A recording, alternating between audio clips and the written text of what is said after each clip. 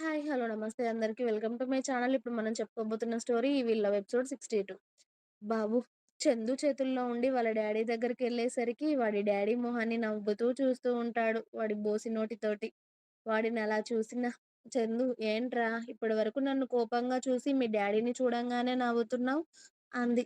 "వాడి బాబు వాడికి తెలియదా చందు, అందుకే నవ్వుతున్నాడు" అంటారు శంకర్ గారు పక్కన ఉండి. ఆ మాటకి సూర్య చిన్నగా నవ్వడంతో, కొడుకుని చూసి మురిసిపోయింది చాలుగాని, "ఇటివ్వరా నా మనవడికి స్నానం పోయాలి" అని కొడుకు చేతుల్లో నుండి మనవడిని తీసుకుంటారు సులోచన గారు. ప్రణవి సూర్య రూమ్‌లోకి వెళ్ళేసరికి అక్కడే వాల్‌కి పెద్ద ఫోటో ఫ్రేమ్ ఉంటుంది. సూర్య, ప్రణవి మెడలో తాళి కడుతూ ఉండగా తీసిన ఫోటో అది. అది చూసి కళ్ళల్లో నీళ్లు నిండుకున్నాయి ప్రణవికి. అప్పటి రోజులన్నీ గుర్తుకొచ్చేసి తన మనసు బాధతో మూలిగింది. ఎలా ఉండేవాళ్ళం, ఇప్పుడెలా అయిపోయాము అని. జర్నీ చేసి ప్రణవికి కూడా చిరాకుగా ఉండడంతో మెల్లిగా వాష్‌రూమ్‌కి వెళ్ళి ఫ్రెష్ అయ్యి వచ్చి, అత్తారిల్లు కాబట్టి చీర కట్టుకుంటుంది. నైటీ వేసుకుంటే ఎలా అని. తను ఫ్రెష్ అయ్యి వచ్చి ఇలా బెడ్ మీద కూర్చుందో లేదో బాబు ఏడుపు ఇల్లంతా రీసౌండ్ వినిపిస్తుంది.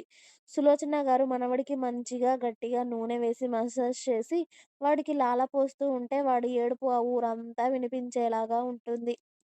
బాబు ఏడుపు విని కంగారుగా బయటికి పరిగెత్తింది ప్రణవి. సులోచన గారు ఇంటి వెనకాల మనవడికి స్నానం పోస్తూ ఉంటే, "అయ్యో అత్తయ్య, వాడు ఏడుస్తున్నాడు. ఇక చాలులెండి" అంటుంది కొడుకు బాధ చూడలేక.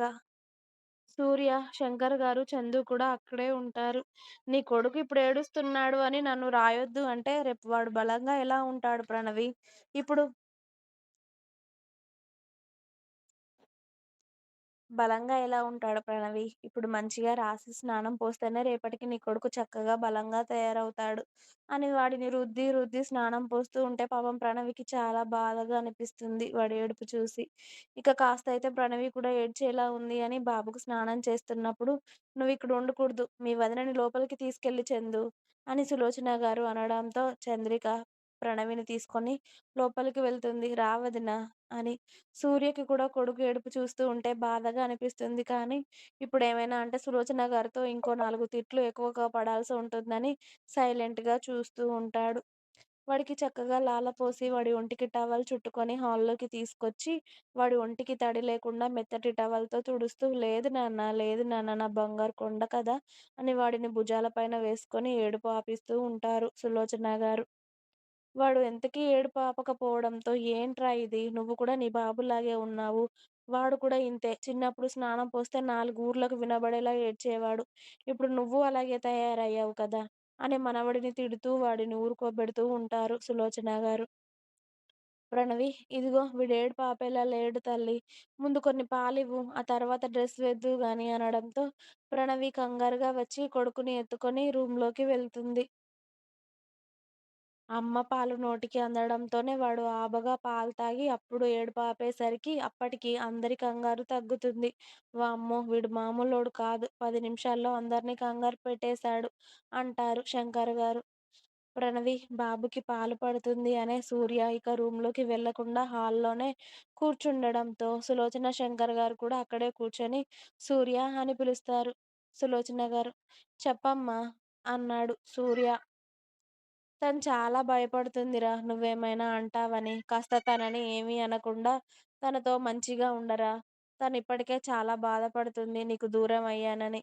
తనని బాధపెట్టే మాటలు ఏవి అనకు నాన్నా అన్నారు సులోచన గారు.